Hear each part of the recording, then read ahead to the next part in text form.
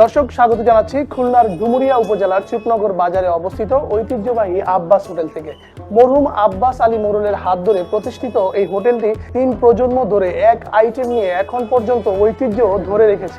ঐতিহ্যবাহী এই আব্বাস হোটেলের বিশেষত্ব যে চুইঝাল খাসির গোস্তটি রয়েছে সেটি কিভাবে রান্না করেন সেই বিষয়টি যেমন আপনাদের সামনে তুলে ধরবো, এখানে যারা এসেছেন তারা খেয়ে কি ধরনের প্রতিক্রিয়া দিচ্ছে সেটিও আপনাদের সামনে তুলে ধরবো। সেই পর্যন্ত সাথী থাকবেন। আর এই মুহূর্তে আমি আপনাদেরকে নিয়ে যাচ্ছি আব্বাস হোটেলের রান্নাঘরে। সেখানে যিনি শেফ রয়েছেন এই তৃতীয় প্রজন্মের আকবর আলী মোড়ল, তার কাছ থেকে আমরা জানবো যে তিনি কিভাবে এই চুইঝাল গোস্তটি রান্না করছেন। চলুন দর্শক।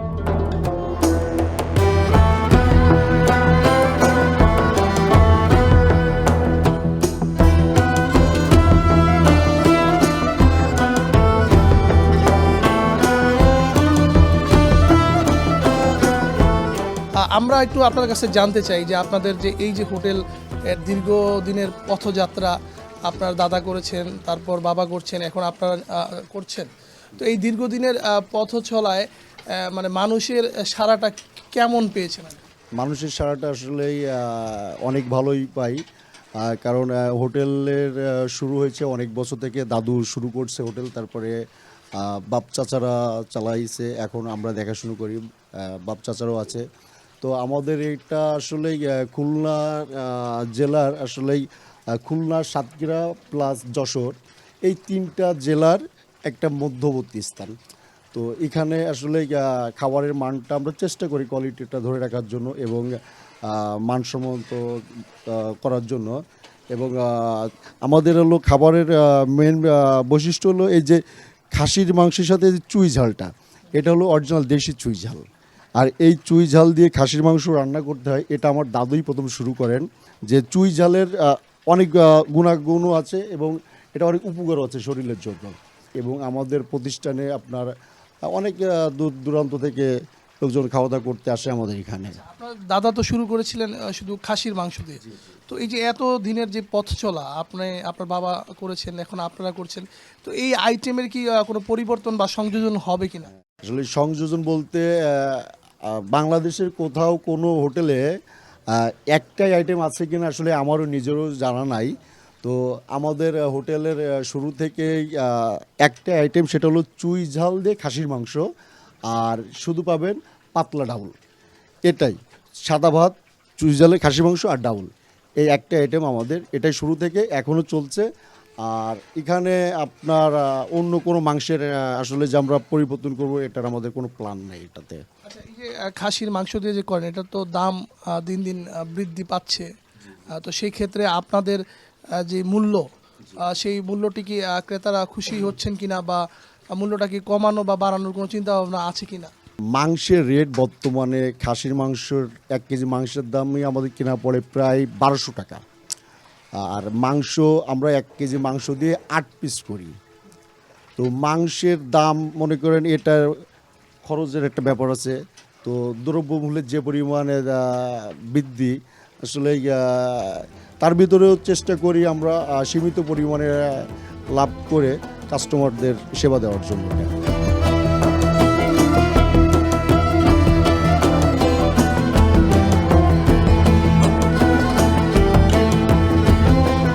কি ধরনের রেসিপি বা কৌশল ব্যবহার করে এত সুস্বাদু করেন এই আপনার এই চুইঝাল খাসির মাংস? কৌশল বলতে এটা যে আমাদের স্পেশাল কোনো কৌশল আছে এটা না।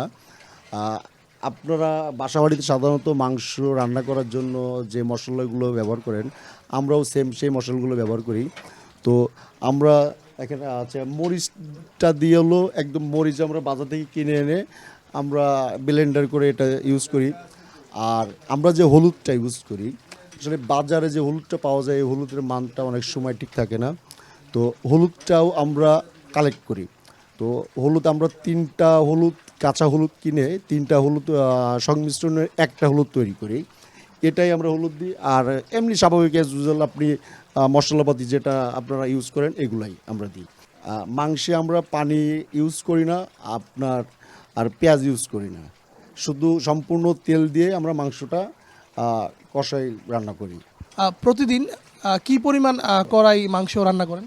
আমাদের রান্নাটা আসলে শুরু করি সকাল 7টা থেকে। এটা সকাল 7টা থেকে পরপর রান্না চলতে থাকে, রাত 10টা-11টা পর্যন্ত রান্না চলতেই থাকে। সংখ্যায় আপনার এক কড়াই মাংসের ভিতর মানে কড়াইতে মাংস দিয়ে আমরা 25 কেজি করে, হ্যাঁ, এবার মিলে আপনার 150-200 কেজি মতো মাংস সেল হয়। দর্শক এতক্ষণ দেখলেন যে ঐতিহ্যবাহী আব্বাস হোটেলের রান্নাঘর থেকে যিনি এই রান্নার শেফ, তার কাছ থেকে আমরা শুনলাম কিভাবে তিনি এই মাংসটি রান্না করেন। এখন আমরা হোটেলের ভেতরে যাব, সেখানে যারা বক্তা রয়েছেন তারা আসলে এই মাংস খেয়ে কী ধরনের প্রতিক্রিয়া দেয় সেটিও আপনাদের সামনে তুলে ধরব।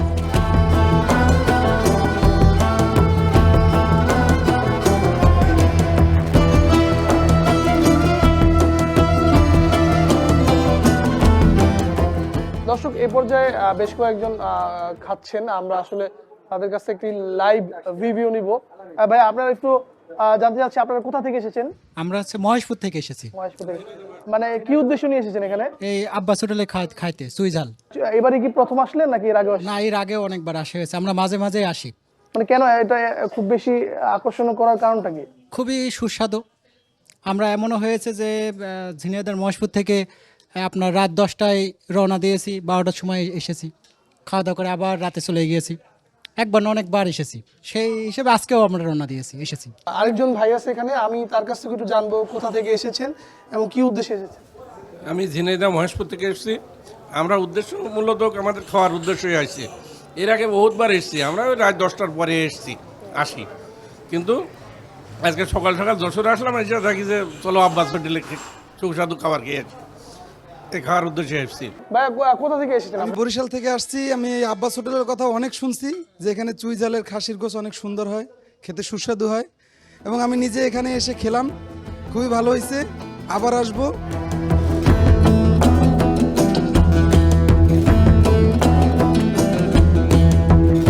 দর্শক এই পর্যায়ে আমরা কথা বলবো এই আব্বাস হোটেলের যিনি প্রতিষ্ঠাতা আব্বাস আলী মোড়লের মেজো ছেলে আব্দুল হালিম মোড়লের সাথে। তার কাছে একটু জানতে চাইবো যে এই হোটেলটি কত সালে প্রতিষ্ঠিত হয়েছিল এবং প্রতিষ্ঠিত হওয়ার পর থেকে আপনারা কিভাবে এই দীর্ঘ সময় হোটেলটি পরিচালনা করে আসছেন। এই হোটেলটা চালু হয়েছে 1944 সালে থেকে। আব্বা এই ঘাসের গোশে বিক্রি করতেন। আব্বা মারা যাওয়ার বড় হচ্ছে তিরি ভাই। আমরা তিরি ভাই প্রতিষ্ঠানে ধরে রেখেছি এই চুই ঝালের মাধ্যম দিয়ে আর কি। আর এই রান্নাটা আব্বার কাছে শিখেছি আমার তিরি ভাই, সেইভাবে আমরা ব্যবসাটা ঠিক হয়ে রাখছি।